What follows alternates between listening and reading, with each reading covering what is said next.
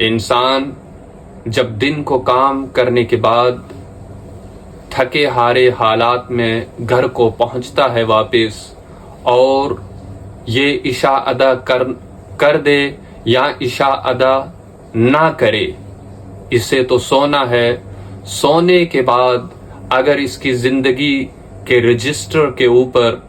یہ آخری رات ہے اور اسی رات کو اسے پروردگار عالمین کے پاس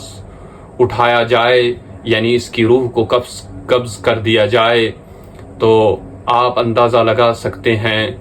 کہ آپ میں ہم سب کس حال میں پروردگار عالمین کے سامنے پیش ہوں گے اگر ہماری نماز عشاء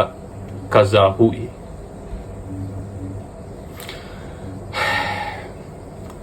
یاد رکھیے، یہ زندگی ایگزام ہے۔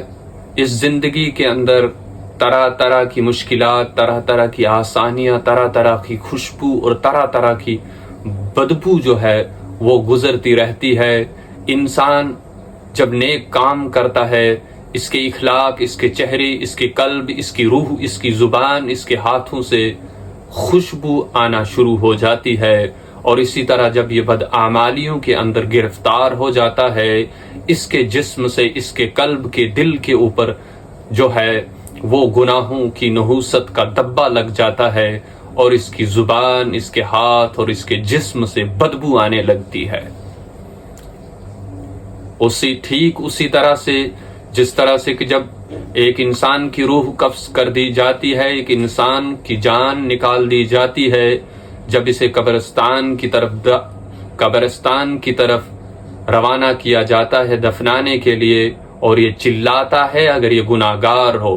کہ اے لوگو، اے ماسی، اے نانی، اے تائی، مجھے وہاں کی طرف مت لے جاؤ، مجھے مارا جا رہا ہے، مجھے وہاں آگ تیار کر دی گئی ہے قبر کے اندر، مجھے وہاں مت لے جائیے۔ اور اس کی آواز کو جانور سنتے ہیں، اور اس کی آواز کو چرند پرند جو ہے وہ سنتے ہیں۔ اور اسی طرح سے جب انسان گناہ کرتا ہے، اس کو گناہوں کا احساس نہیں ہوتا، اور نہ ہی اس کو کیے گئے گناہوں کا جو جگر کے اوپر، دل کے اوپر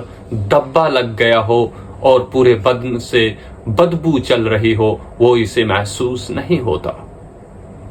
یاد رکھیے، پروردگار عالمین نے جنات اور انسان کو خالص اپنی عبادت کے لیے بنایا، اور اس کے علاوہ انسان اور جنات کا کوئی